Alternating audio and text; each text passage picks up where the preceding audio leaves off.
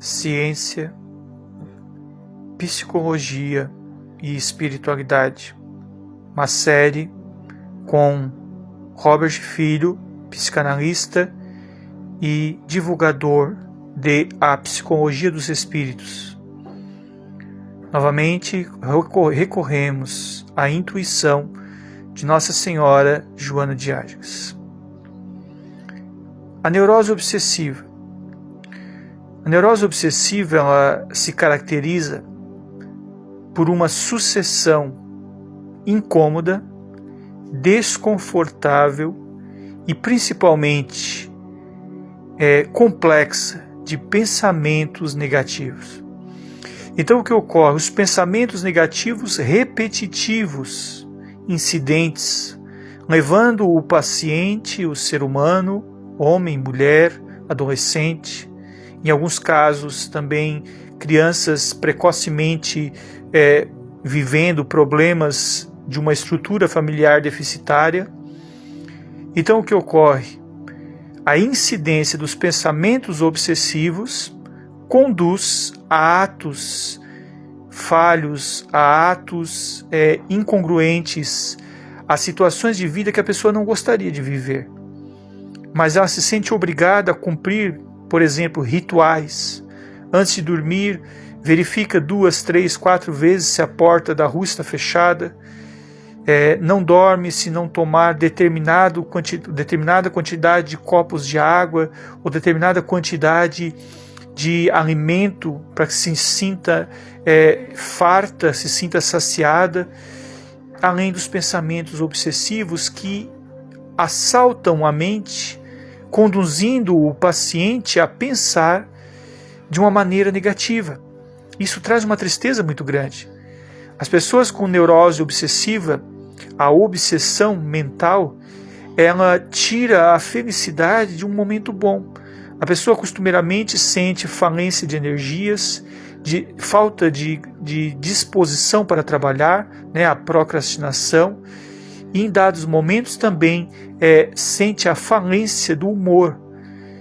Não consegue sorrir com maior frequência, não vê graça na beleza, não aprecia costumeiramente a arte. O tratamento da neurose obsessiva pela psicanálise visa alcançar os afetos reprimidos, os recalques, os traumas de origem emocional, sexual, traumas de vida, porque o trauma ele é muito abrangente. O trauma não acontece somente na infância. E Freud admitiu isso já quase no final de sua vida. Na fase adulta também ocorrem traumas. Durante toda a vida a pessoa está suscetível a traumas.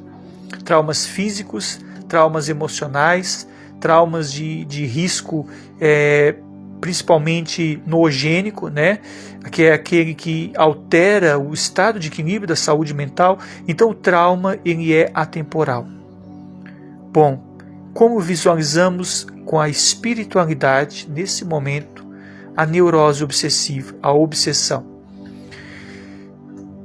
O teu pensamento é uma lousa que está sendo redigido invisivelmente, de forma invisível, continuamente.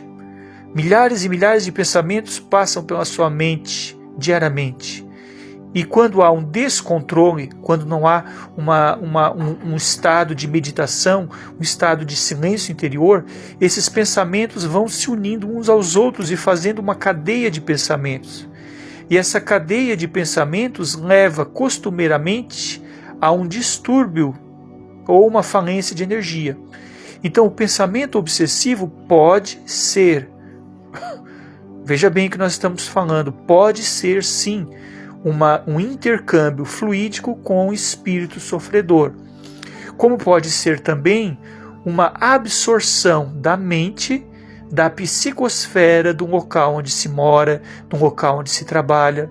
Então, para a terapia espiritual, é importante talvez visualizar e identificar se há a presença de um corpo estranho mental, que é a presença do obsessor. Quando há a ocorrência da obsessão, então, para combater o pensamento intrusivo, obsessivo, nós aplicamos, além dos passes dispersivos e além da fluidoterapia, da água fluidificada, a doutrinação. Dialogando com esse espírito através do recurso de um médium auxiliar ou de uma sessão hebdomadária, mediúnica de desobsessão, isso já vai auxiliar muito. Porém, todo aquele, veja bem essa inflexão que nós estamos elencando, todo aquele que tem a tendência a um pensamento obsessivo compulsivo, de forma neurótica, um espírito obsessor pode ser doutrinado, mas isso não isenta a mente da pessoa, do paciente, de capturar outros pensamentos obsessivos, compulsivos e negativos que advenham não propriamente do seu obsessor em particular, mas que advenham de outros espíritos sofredores, quais seja o obsessor de um cônjuge, o obsessor de um pai, de uma mãe, de um irmão, espíritos inimigos gratuitos da seara de Jesus, da seara do bem. Então isso não isenta de captar o pensamento negativo. Então a medida agora não está em doutrinar apenas aqueles que são intrusos do nosso pensamento, mas da autoeducação do médium. Porque todo aquele que tem pensamentos identificáveis como não sendo seus na mente é um médium ostensivo, conforme a quem ouou Allan Kardec na obra O Livro dos Médiuns, de 1861. Um verdadeiro tratado de metapsíquica espiritual. Então, nós temos que educar o médium. Veio um pensamento negativo, substitua-o rapidamente por um pensamento positivo. Na dificuldade em substituí-lo, faça uma meditação teleguiada, ouvindo uma música, uma frequência modular, ouvindo uma música clássica, ou então uma leitura assistida, que é aquele método que você lê e num papel escreve o que está lendo, onde então a corrente elétrica mental vai descarregar no papel a tensão ou a catexia que falou Freud e vai estabilizar o humor e elevar o padrão mental. Nós mesmos, em muitas épocas da vida, preenchemos muitos cadernos escrevendo, aprendendo e também limpando a catexia mental.